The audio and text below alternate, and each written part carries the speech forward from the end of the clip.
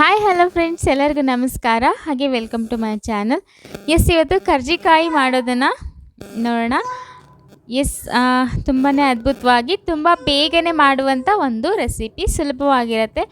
Friends, ಅದಕ್ಕೂ ಮೊದಲು ಯಾರೆಲ್ಲ ಸಬ್ಸ್ಕ್ರೈಬ್ ಮಾಡ್ಕೊಳ್ದೆ ನೋಡ್ತಿದ್ರೆ ದಯವಿಟ್ಟು ಸಬ್ಸ್ಕ್ರೈಬ್ ಮಾಡಿಕೊಂಡು ಸಪೋರ್ಟ್ ಮಾಡಿ. ಇದಕ್ಕೆ ನಾನು 1 ಕಪ್ಪಷ್ಟು ತುರಿದಿರುವಂತಹ ಒಣ ಕೊಬ್ಬರಿಯನ್ನು ತೊಗೊಂಡಿದ್ದೀನಿ. ಹಾಗೆ ಸ್ವಲ್ಪ ಏಲಕ್ಕಿಯನ್ನು ಜಜ್ಜಿಟ್ಕೊಂಡಿದ್ದೀನಿ. ಜೊತೆಗೆ ಎಳ್ಳು, ಇದು ಬಿಳಿ ಎಳ್ಳು ಬೇಕಾದರೆ ತಗೋಬೋದು. ಇನ್ನು ಕಡಲೆಪಪ್ಪು, ಹುರಿಗಡಲೆ. ಸೊ ಇದು 1 ಕಪ್ಪಷ್ಟು ತಗೊಂಡಿದ್ದೀನಿ ನಾನು. ಸ್ವಲ್ಪ ಬಿಳಿ ಎಳ್ಳು ಅಥವಾ ಕಪ್ಪು ಎಳ್ಳು ಯಾವುದಾದ್ರೂ ಇದ್ದಿದ್ದನ್ನು ಸೇರಿಸ್ಕೊಳ್ಳಿ. ಸೊ ಇದಕ್ಕೆ ನಾನು ಹಾಕಿ ಏಲಕ್ಕಿ ಪೌಡರನ್ನು ಸೇರಿಸ್ಬಿಟ್ಟು ಇದನ್ನ ತರಿಯಾಗಿ ಮಿಕ್ಸಿ ಮಾಡ್ಕೊಳ್ಳೋಣ.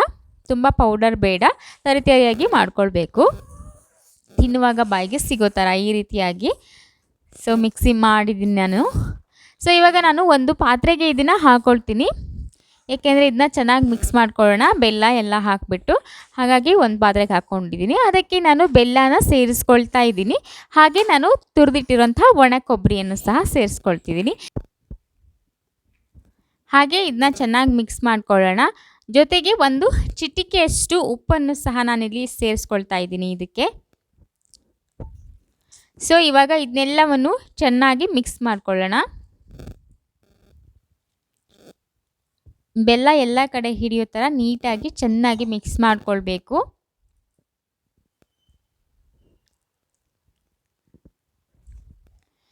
ನೋಡಿ, ಇವಾಗ ನಾನು ಇದನ್ನ ನೀಟಾಗಿ ಮಿಕ್ಸ್ ಮಾಡಿದ್ದೀನಿ. ಬೆಲ್ಲ ಎಷ್ಟು ಬೇಕು ಅಂತ ಸ್ವೀಟು ನಿಮಗೆ ನೋಡಿ ಹಾಕ್ಕೊಳ್ಳಿ. ಜಾಸ್ತಿ ಸ್ವೀಟ್ ಬೇಕಂದರೆ ಜಾಸ್ತಿ ಬೆಲ್ಲ ಹಾಕ್ಕೋಬೋದು. ಇಲ್ಲಿ ನಾನು 1 ಕಪ್ಪಷ್ಟು ಮೈದಾ ಹಿಟ್ಟನ್ನು ತಗೊಂಡಿದ್ದೀನಿ. ಅದಕ್ಕೆ 1-2 ಸ್ಪೂನಷ್ಟು ಕುಕ್ಕಿಂಗ್ ಆಯಿಲನ್ನು ಹಾಕ್ಕೊಳ್ತಾ ಇದ್ದೀನಿ. ಹಾಗೆ ಇದಕ್ಕೆ ನೀರು ಹಾಕಿಬಿಟ್ಟು ಚೆನ್ನಾಗಿ ಮಿಕ್ಸ್ ಮಾಡ್ಕೊಳ್ತೀನಿ. ನಿಮಗೆ ಬೇಕಾದರೆ ಕಲರ್ ಪೌಡರನ್ನು ಆ್ಯಡ್ ಮಾಡ್ಕೋಬೋದು. ಹಳದಿ ಕಲರನ್ನು ಸೇರಿಸ್ಕೊಳ್ಬಹುದು, ಬೇಡ ಅಂದರೆ ಇಲ್ಲ. ನಾನಿಲ್ಲಿ ಯಾವುದೇ ಕಲರನ್ನು ಆ್ಯಡ್ ಮಾಡ್ಕೊಳ್ತಾ ಇಲ್ಲ. ನೀರು ಹಾಕಿ ನಾನು ಇದನ್ನು ಚೆನ್ನಾಗಿ ಮಿಕ್ಸ್ ಮಾಡ್ಕೊಳ್ತೀನಿ. ಹಿಟ್ಟನ್ನು ಹದಕ್ಕೆ ರೆಡಿ ಮಾಡ್ಕೊಳ್ಳೋಣ.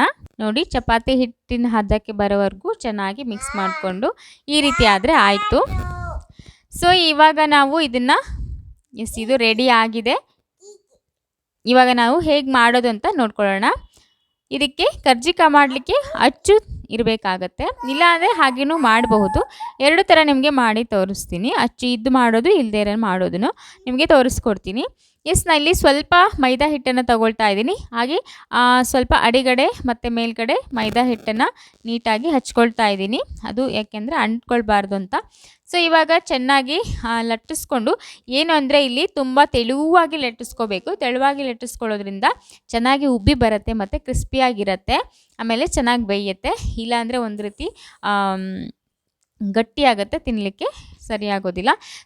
ಹಾಗಾಗಿ ಈ ಥರ ತುಂಬ ತೆಳ್ಳಗೆ ಲಟ್ಟಿಸ್ಕೊಳ್ಳಿ. ಸ್ವಲ್ಪ ಹಿಟ್ಟು ತೊಗೊಂಡು ತುಂಬ ತೆಳ್ಳಗೆ ಲಟ್ಟಿಸ್ಕೊಳ್ಳಿ.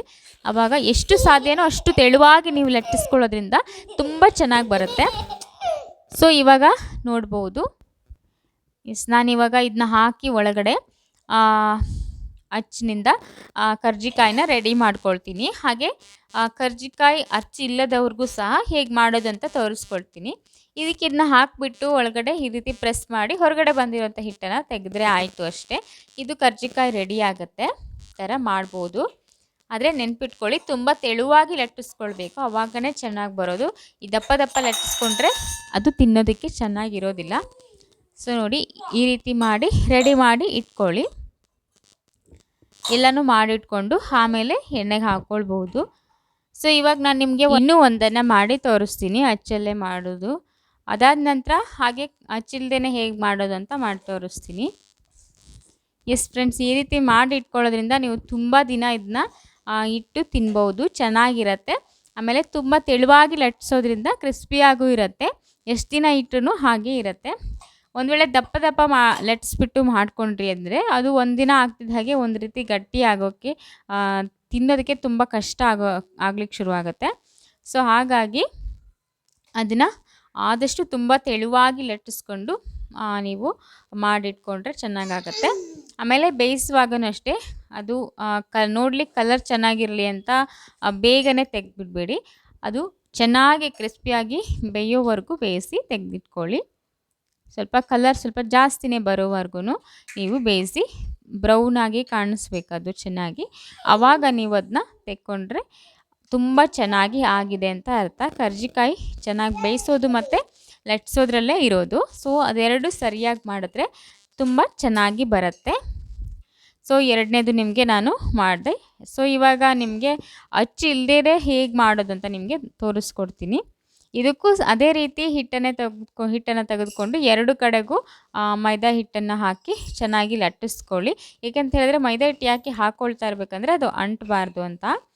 ಸೊ ಈ ರೀತಿ ಆಮೇಲೆ ತುಂಬ ತೆಳುವಾಗಿ ಲಟ್ಟಿಸ್ಲಿಕ್ಕೂ ಹೆಲ್ಪ್ ಆಗುತ್ತೆ ಅನ್ನೋ ಕಾರಣಕ್ಕೆ ಮಧ್ಯದಲ್ಲಿ ಮೈದಾ ಹಿಟ್ಟನ್ನು ಹಾಕ್ಕೊಂಡು ಲಟ್ಟಿಸ್ಬೇಕು.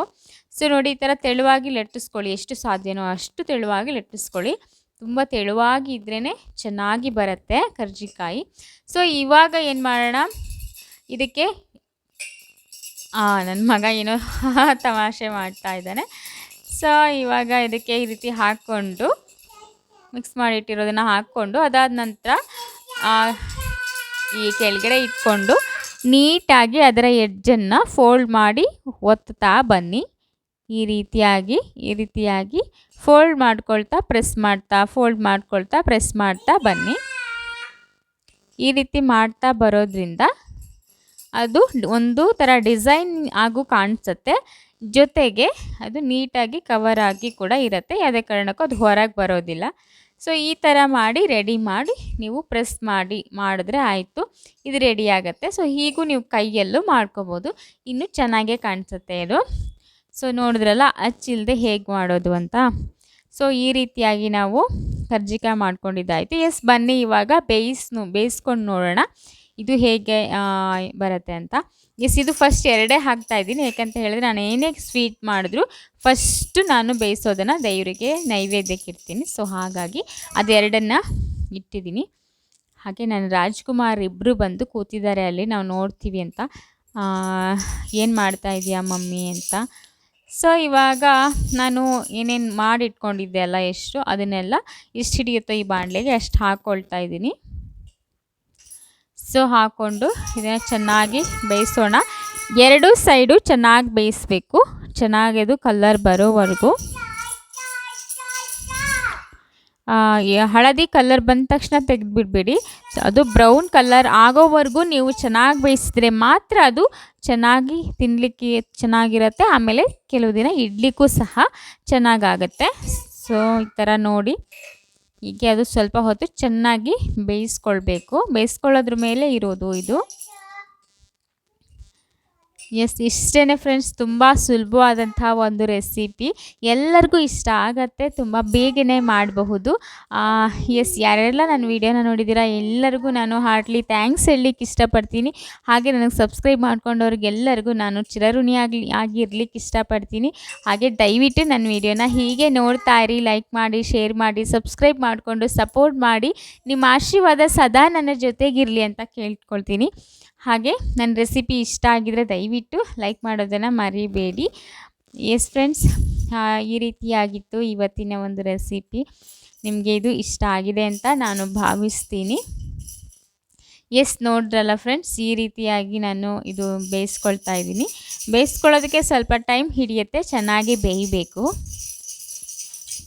ಸೊ ನೋಡಿ, ಇದಿವಾಗ ರೆಡಿ ಆಗ್ತಾ ಇದೆ. ಇನ್ನೂ ಒಂದು 5 ನಿಮಿಷಗಳ ಕಾಲ ಚೆನ್ನಾಗಿ ಬೇಯಿಸ್ಕೊಳ್ಳೋಣ. ಎರಡು ಸೈಡು ಚೆನ್ನಾಗಿ ಬೆಂದರೆ ಮಾತ್ರ ಇದು ಚೆನ್ನಾಗಿ ರೆಡಿ ಆಗತ್ತೆ. ಎಸ್, ಇವಾಗ ಇದು ರೆಡಿ ಆಗಿದೆ, ನೀವು ನೋಡಬಹುದು.